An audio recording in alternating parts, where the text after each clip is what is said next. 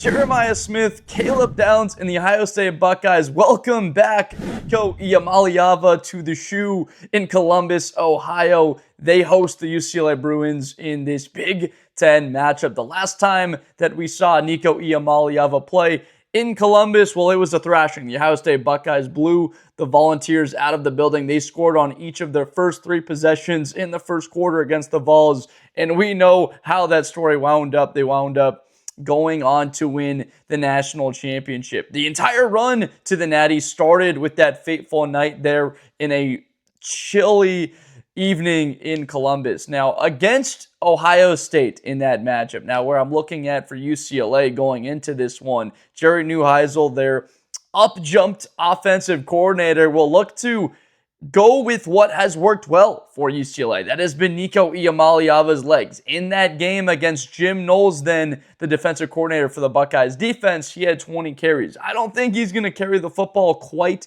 that many times, but if you look at what he did against Nebraska, well, it was 15 carries for 86 yards, and these two teams now have a comparable opponent. Nico Iamaleava against Penn State, 16 carries for 128 yards on 3 touchdowns. He had 2 rushing touchdowns against the Buckeyes in that game in this past December. So I would imagine that you're looking at a game for Nico trying to run the football over 10 times. The issue here is that the Buckeyes linebacking core of Sonny Styles, Cody Simon was spectacular last year. Your edges of JT Tuimoloau and Jack Sawyer, they were great. Caleb Downs was still there in the back end. This year, they're even more athletic. Caden Curry and Kenyatta Jackson, the defensive ends on this defense, backed up by the pair of Sonny Styles, who's better now, he's a senior, as well as Arvell Reese, who some people are now talking about being possibly the first defensive player taken in the 2026 NFL Draft, even possibly above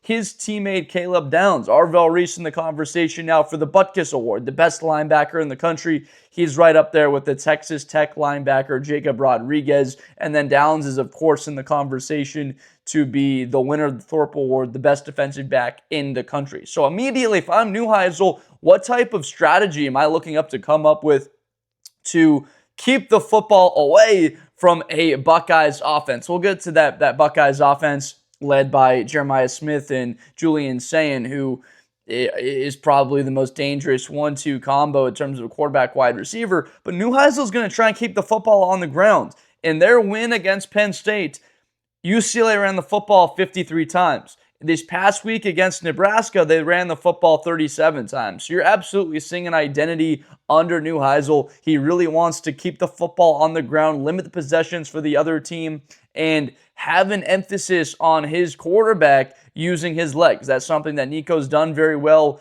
at Tennessee. He didn't quite develop into the passer that you thought he would with his experience 2 years there starting with the Volunteers. But what does he do very well? That's use his legs. It's just in this matchup against the Buckeyes, I just don't know how much success they will have. And where do you go when that's not available to you? At least where you're picking up 5-6 yards a carry, because frankly, in order for it to work out against the Buckeyes, you really do need to pick up that amount.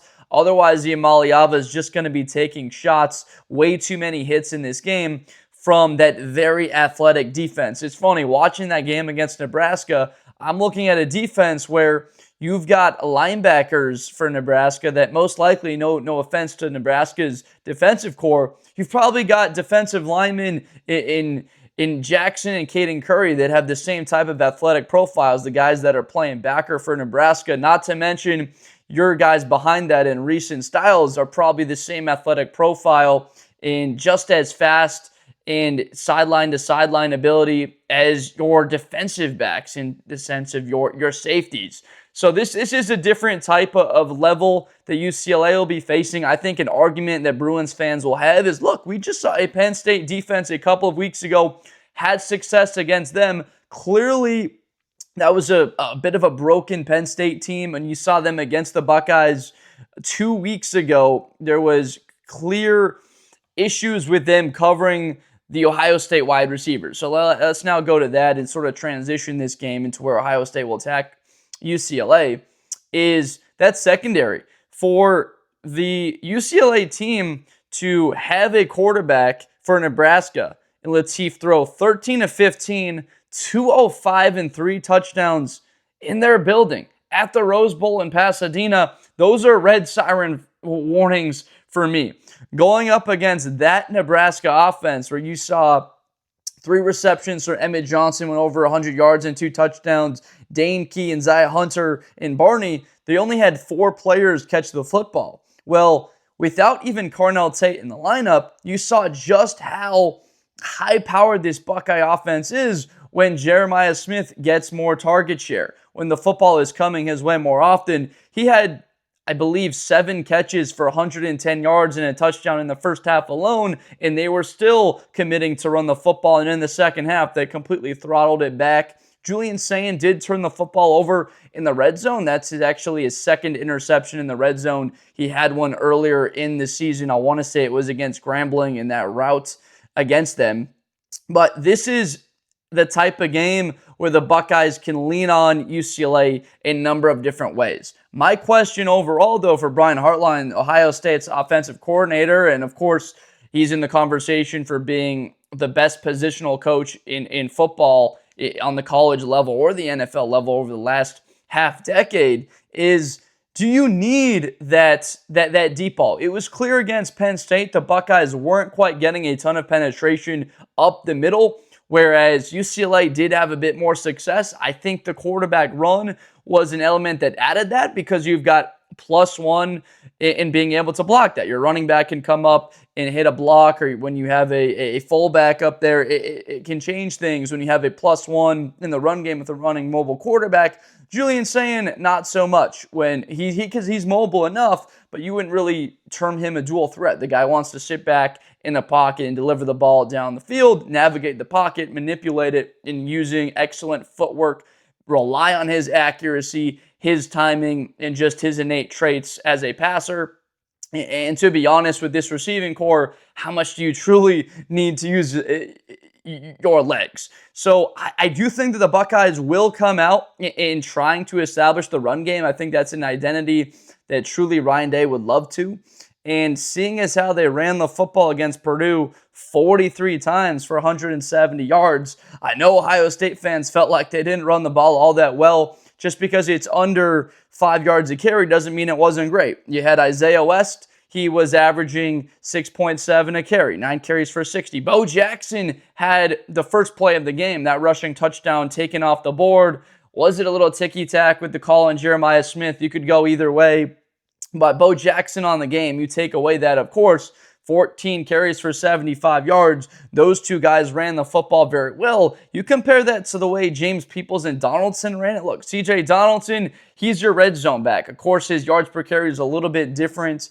He's your bulldozer, your short yardage guy. 5 carries for 12 and then 2 tubs, and then Peoples 8 for 26. I think that Isaiah West is an interesting candidate. I don't believe this is at all a guy you can have on the field for third down. You saw the first possession of the game. Isaiah West in the game, and Julian Sayin got sacked. A missed pass blocking opportunity from West, and that's part of the learning experience. But you look at the future here for the Ohio State running back room, it does look extremely competitive and strong as far as the outlook and where they're headed with where the 2 freshman running backs in Bo Jackson and Isaiah West, how they have looked. And now you're 3-4 deep, similar to actually the way Oregon's looked this season with all that depth at the running back position. So I truly think that you see a balance. I think that throwing the football somewhere around 27, 28 times and then rushing the football around 40 ideally is where you would go. It's going to be very difficult to replicate that type of domination in terms of his snap count. Ohio State ran 76 offensive snaps to Purdue's only 44. Doing that again in coming somewhat close to doubling up another team's snaps will be definitely a bit more difficult. Certainly a little bit of a, not a bye week, but a good breather for this Buckeye defense.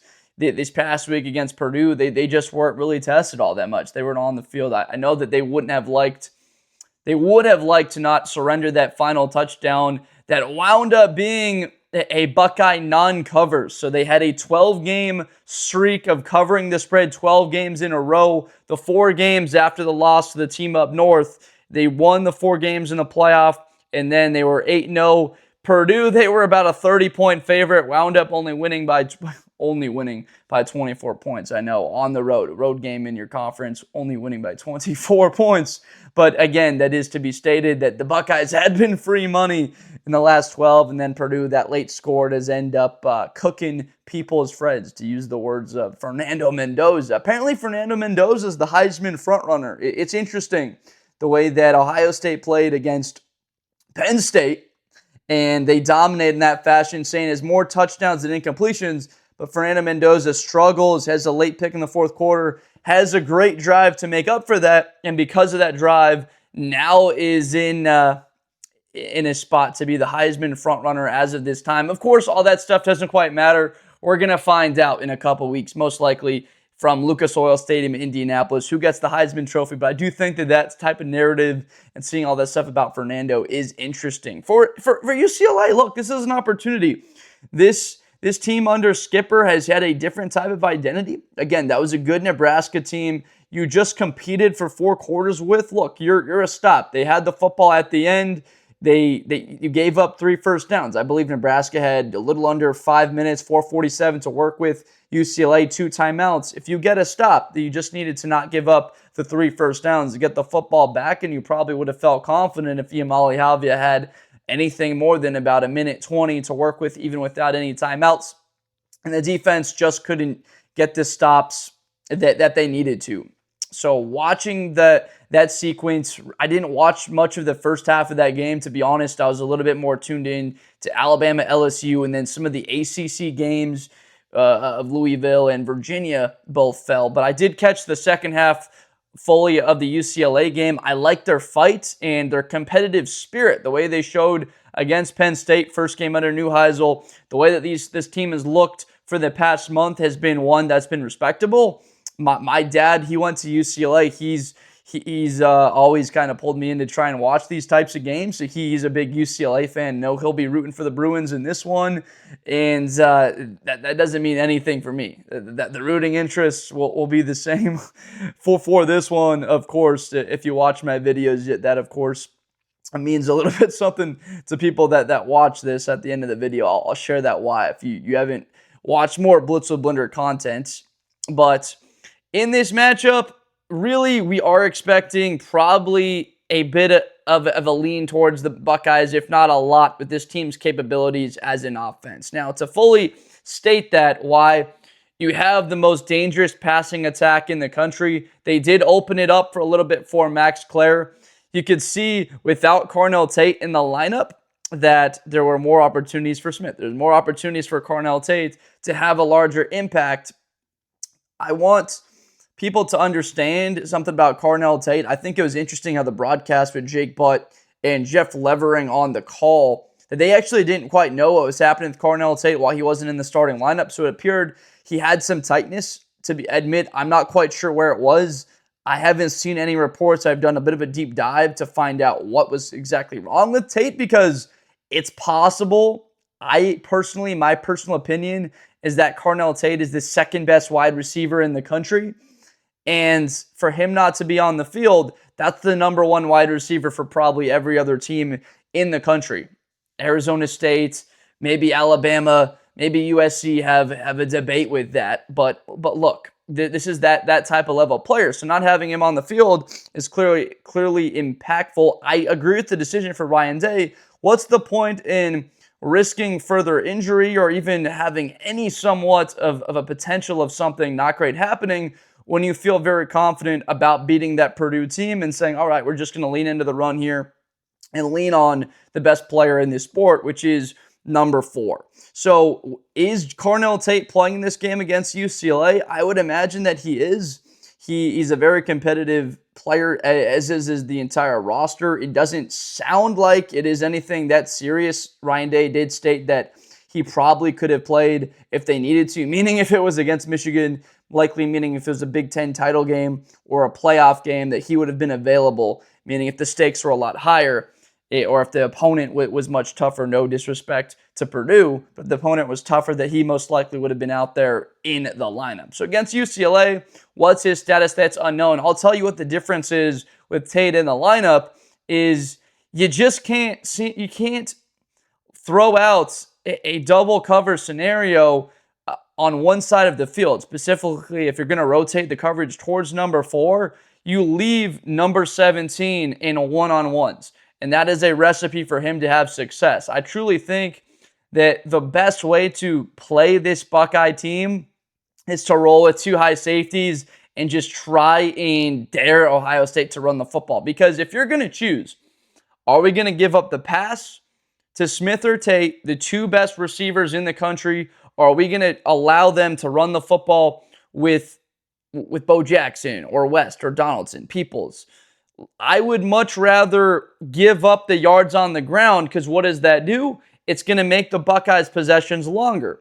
They're going to have longer plays to march the football down the field. Think about what's the team that's played Ohio State in that manner? Texas. Texas with those 2 high safeties in the semifinal, forcing the Buckeyes, the opening possession that they did score, to march down the field. That possession of Will Howard in the 4th quarter of that game, the semifinal, a 4th and 2, a Howard scramble, turf monster gets them, he doesn't get into the end zone. They had to get to 4th down in order to score. The play to Travion Henderson, the one-play screenplay touchdown, a little bit different. That was an explosive play, and they pulled out the right play call at the right time from Chip Kelly. But overall, you look at that matchup against Tennessee, they did a very similar thing. Rarely did you see one-on-one coverage. Well, this past week against Purdue, one-on-ones for Smith, Julian Sayin was going to him. Against Penn State 2 weeks ago, one-on-ones, Tate or Smith, Julian Sayin was throwing the football down the field. A lot of these calls in this Buckeye system, you do have the option a lot of the time to run the football. It is a read. It is a chance for Julian Sayin to hand the football off. But when you see 1 high safety, or you see the coverage rotated so it looks like there is an opportunity for one of these guys to have single coverage, there's just not really a doubt in anyone's mind now that they're going to be going over the top. The touchdown to Smith late in the 2nd quarter, you're talking about, I believe, a linebacker, an athletic nickel-type hybrid guy covering him and running with him in a Tampa 2 style with 2 high safeties, but he's running with him vertical. That's because Smith can play out of the slot. Now we're talking about how dangerous this offense is, because you have a player of that caliber that can play X. He can play Y. He can play X, F, and Z. He can play any position in this wide receiver core. You've actually seen him line up in the backfield. I bet he can play Y. He could play a tight end if necessary with his physical traits. But that's what's tough, is you're going to create matchups out of the slot. That's why Emeka Egbuka was so nasty last year, and you immediately see the success in the pros. How valuable he is to the Tampa Bay Buccaneers because of the different positions he can play, and play a Mike Evans role, or play a Chris Godwin, or play out of the slot and necessary. And that's what he was for Ohio State this year. To see the leap, what's the difference between Smith this season to last year? It's the knowledge of the offense, the ability to play any position if necessary. If there's an injury to a guy like Carnell Tate, how he can step up into that role and be a pivotal piece. So I really think that the conversations that don't include this guy with a lock to win the Blitnikoff don't really take into account things outside of stats in the sense of impact for a player. Look, Omar Cooper Jr., probably the catch of the season at the end of that game, but really, how much has this guy done to his team in opening up a wide receiver fully? Look, Surratt and Cooper, that might be the 2nd best wide receiver duo in the country. It's certainly top 5, but it's not towards the impact level of what this guy does. And that's what I am here to do on these videos, is when I do have an emphatic opinion, when I have just the knowledge sort of to back it up in the sense of comparison to watching these teams and going through this stuff at a very deep level, it's to share that with you guys, and that's all I can do. I mean, you're here watching this video. I appreciate you so much. First of all, if you have not already, please subscribe for more content in the future. Again, I'm Josh Blinder. I make these videos weekly. But it's to share that opinion. And you can disagree with what I have to say. I'm sure a lot of you do agree. And that's what makes it so special, why we're enjoying still a true sophomore playing. But again, for UCLA to go up against that, that's to say, don't let those two guys beat you, or don't let 17 beat you. If it comes to it, make number 86 beat you. Right, for Texas in the CFP, they took away Abuka mostly. They took away Smith. Carnell Tate had a big game in that semifinal. If you're going to that third guy, so what? We're going to go down with the third best player on this receiving corps beating us. If I'm UCLA, finding a way to fully keep the cover of that thing closed, not letting these guys get behind them. If they're going to dink and dunk you to death, so be it. There just is not enough answers when you line up and these guys are simply more talented, more athletic, physically stronger, faster than you are. It's just not going to work with one-on-ones. You have to give yourself the chance of forcing them to chew off more time. The Buckeyes have to run the football because they're seeing two high safeties for UCLA. Well, what does that mean? It means that it's going to take longer. Likely the Buckeyes, instead of getting maybe, say, 8-9 possessions in a game, you're looking at 7-8. Or you're looking at a total of 7 possessions because they're having to take longer. And that's when you look at what that game against Michigan was a season ago, something that was quite a little bit similar to Texas. Texas took a little bit of that, is they were daring the Buckeyes to run the football. They knew they didn't have the talent out on the outside and on the perimeter to run with them, to cover them. And so they really hoped the Buckeyes would play into their hands, and they did. That's exactly what happened. So you start to look at that matchup that's coming up now in a couple of weeks. I'm very certain that they're going to try and do that again. Just looking at times how the Buckeyes have struggled. This is a team that hasn't done a great job running the football in the first half of games. They've done a much better job in the second half when things start to open up and defenses are like, all right, okay, we're going to have to take this stuff away, and you really start to see it soften up and the run game begin to lean on people. But running the football up the middle hasn't been the strength. I mean, Luke Montgomery, Carson Hinsman, Shabola, they've struggled at times. I believe the strength has been the tackles. Austin Sarveld, he's been very good for this Buckeye offensive line, right tackle. I don't know. Philip Daniels, Ethan Onionwa might have gotten in there a little bit against Purdue in that game. But this UCLA team now, as they attack as an offense, when you look at the Buckeyes and even against Purdue on that first drive, or I guess it would have been their second possession where they wound up being able to pick up a field goal. They were moving the football when they got the football out of their hands quicker. When Brown got the football out of his hands within 2.5 seconds, the check down, and over the middle, taking what you could get, and the quick decisiveness of their quarterback to take off and scramble, that's something from Iamaleava's playbook. I think I'm looking at from Neuheisel and scheming, okay, the middle of the field has been a little bit of weakness of the Buckeyes when they're running this sort of match-style cover 3 hybrid where they're rotating their safety Caleb Downs a lot into the box. There can be seams that are coming open against this Buckeye defense, especially on third down. If you have a quarterback that can make those throws, Iamaleava can make those throws. And the difference between this game being competitive in the second half and not will be whether or not he can hit those throws in this game and they can hold up. If this offensive line can hold up against this Buckeye pass rush. You gave up 3 sacks to Nebraska. Not terrible. There was a little bit of pressure that you were allowing in that game. When the Buckeyes played Tennessee, they got after it. They had 4 tackles in that game. It felt like they had more. Iamaleava had his helmet cracked. There's hits in that game. I'm sure he'll remember that game for the rest of his life, even though he probably wishes that he could forget it. But again, against Penn State, even they had 3 sacks, 9 tackles for loss. That's the most equated talent. There's Penn State, there's Indiana. They've already faced top-end teams. When they faced Indiana, they were number 2. And they faced Penn State at the time, I believe they were ranked number 7 in the country. So they only dropped a little bit with the loss to Oregon on the whiteout. That was still a top 10 program that they took down. So that's why that win was very impactful. That you saw a Penn State team with still a very high talent profile with their starting quarterback. Drew Aller was competing in that one.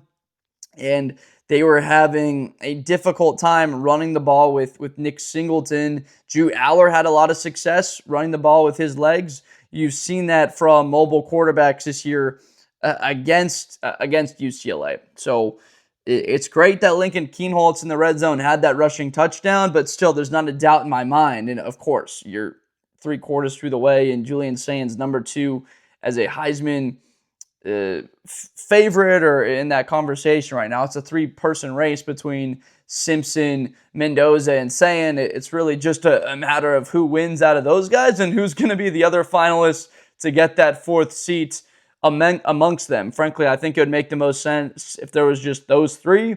I don't believe there's anyone that's made a campaign or has the resume to compete with those guys.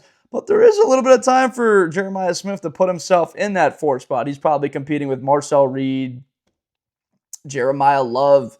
Maybe he's a guy like that he might be competing with to get into that 4th spot. Remember, Marvin Harrison Jr. won the Biletnikoff in 2023, and then he also was a Heisman Trophy finalist. He finished, 4th in voting that season. So on the defensive side of the ball, for the Buckeyes, you saw Caleb Downs have a really big game against Purdue. He had a really nice impact play, just a massive hit, I believe, in the early second quarter. When Purdue, I guess it would have been late first quarter. I guess Purdue was backed up right after the Buckeye punt on the first possession inside their 10, a really nice hit.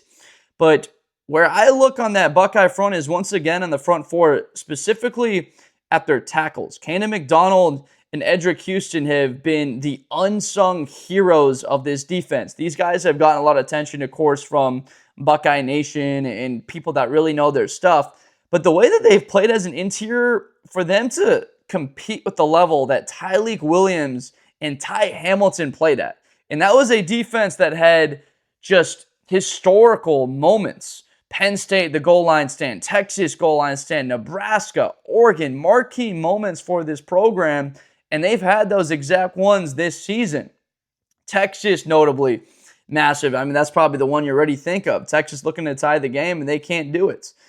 Or, yeah, I think that's what. It was a 7-0, or it might have been 14-0 at that point, and they don't come away with any points week 1. I can't believe that was already over 2 months ago. But Houston and McDonald, right there in the interior, these guys weren't very well known by a lot of people, getting all the attention now, and then there's conversations that McDonald could be a first-round pick this year. It's tough with all of the attention towards guys that are in a little bit more, call it sexy positions like edge, when Arvell Reese comes up to make tackles for loss and get sacks, and Caleb Downs is flashing, making plays. But those guys in the interior are setting the tone for everything. And then, of course, Caden Curry has been phenomenal. Again, one of the more underrated players in the country. How he's produced at that spot, filling in. And no doubt, Kenyatta Jackson, he's been phenomenal this season. So a defensive line that doesn't get a whole lot of attention because the stat profile doesn't jump off and say, all right, the most sacks in the country, the most tackles for loss, or the pressures. They didn't have a sack against Purdue. But it's almost like they don't need it because they're so stifling up front getting to the quarterback, and the secondary is also playing complementary where they're covering. That it can be a quarterback holding the football a little bit longer. There's been times where quarterbacks have clean pockets, but because of the physical nature of Jermaine Matthews or Styles out of the slot, Lorenzo Styles, older brother of Sonny, or IGB and Davison Igbinosun, the way that he's very, very handsy and runs with you with his length, that these guys are on top of it, and then McLean and Downs in the back end, and then the athleticism of Reese and of Styles, Sonny Styles. They're both 6'4", 245 pounds, and they can move around 4'5".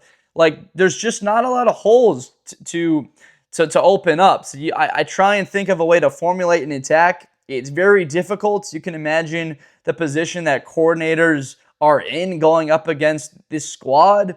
It's been said consistently how tough it is to move the ball on them. You're looking at a team that's given up just over 7 points a game through, now we're talking about getting to past November 8th, November 9th, that we're in week 12 of the season now, and they're only giving up about a touchdown a game.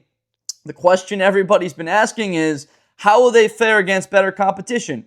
How will they fare against Michigan with Underwood in that run game? Or against Indiana if they play in the Big Ten title game? Or when they got to see, let's say, an Alabama or a Texas A&M and a high-powered offense that can legitimately run the football? I think that's a valid question, no doubts. I've looked at it this way. You play who you play, and you beat what's in front of you, and you just move on. I think Ryan Day spoke about it very well last week when asked about the college football playoff rankings, and he didn't, per se, have that many interesting things. He's like, look, I don't really care about it. I don't think my players should look into that. It doesn't really matter. Buckeyes were the 8th seed in the CFP last year, and they went on to win the whole thing, covering their spreads and winning every game by double digits. And I don't really believe he cares. He wants to set the goals, hit the goals, beat Michigan, win the Big Ten title. If the 1 seed in a bye comes with that, great. And a performance in the Rose Bowl. But it's just holding up to the expectations, which are for the head coach and for this Ohio State program, which are to win every game. For a prediction in this game, it's hard for me not to see the Buckeyes scoring over 40 points when you've seen them in games like against Washington or Illinois, or this past week against Purdue. The game's so decisive in the third quarter that they could try and run it up, but there's no need to. They're looking to stay more healthy, that the score doesn't really matter. If you win by 17 or if you win by 46, there's not really much of a difference here. I know people are talking about wanting that Heisman coming back to Columbus and the stats to be run up, but what's more important than any of that stuff is for this team to go back-to-back. To go back-to-back, knowing what you'll have returning next season. You'll be losing a lot of talent, but again, an incredible opportunity again next year as well to do something very special with Sayin and Jeremiah Smith returning. So this season, when you have this profile of these guys together, when you're basically a lock to get 3 first-rounders between Caleb Downs, Arvell Reese, and Carnell Tate, they all could come back, which is amazing. They are all junior players. Downs could come back, Reese could come back, and Tate could come back. That's where you talk about how special this squad is. Sayin is a redshirt freshman. Smith is a true sophomore. All of these guys are still in a spot in their career where they could easily come back and play because of the way that they've performed at incredible levels and already look like they could be starters, if not stars, quickly at the next level within a couple of games or a half season or 1 season under their belt. Is to say this is a very difficult game for UCLA. I'm going to go with the Buckeyes 41-10. Believe that UCLA at some point can get a drive together, that Iamaleava can move the football down the field enough to score a touchdown, but doing it consistently and scoring more than 10 points, I think they could get it down there, maybe have one of those patented red zone holding spots for the Buckeyes and stopping them or holding them to a field goal or forcing a takeaway. That's something that you could definitely see in this one. For UCLA, of course, a very tough matchup, an opportunity for them to face up against probably the most talented roster in the sport right now, likely the best team in the country, no matter what the AP or the rankings say. This team is gone about their business in a way that you can't really rival. I know you'll hear arguments about A&M and them facing who they have, or even Alabama, but the truth of the matter is it'll all sort itself out when push comes to shove and these games do get played. We get down to it. No matter the way Indiana has played, they're probably still going to be in a matchup against the Buckeyes once or twice at the end of the season. So I think reading into that, getting frustrated by the rankings, if you are a Buckeye fan like myself, I am a diehard Ohio State fan. I think I need to just share that information. So if you are a UCLA fan and watching this, I appreciate you so much. If you enjoyed, subscribe for more. If you're a Buckeye fan, you have already subscribed. I appreciate you guys. The Bucks have looked great, and that's exciting. And this is a UCLA team that does have talent. Iamaleava is a 5-star for a reason. If you are a fan or if you liked the content here and you have not already subscribed, please do so. I would really appreciate that. I love hearing feedback from all of you, getting down there into the comments and engaging. It's very fun to see that stuff, positive, negative, Mostly for me, it's just about the community aspect of it, having a place to allow you guys to leave your feedback, your opinions on the sport, and share what you like, dislike, what's bothering you. I know scrolling through Twitter sometimes and seeing all the opinions can be a bit frustrating. You feel like you shouldn't do it, but then again, it's great to engage with the community, because I think at the end of the day, all of us are very passionate, knowledgeable, and watch these games and have opinions about this stuff. It's just a matter of all of us probably have a different view of things in a little bit of a different way. So it's somehow coming to an understanding with each other, respecting other people's opinions, even if they do differ a little bit from you. So like I said, I appreciate you guys so much. Thank you for watching this video, and I will see you next time with Blitz with Blender. Thank you so much.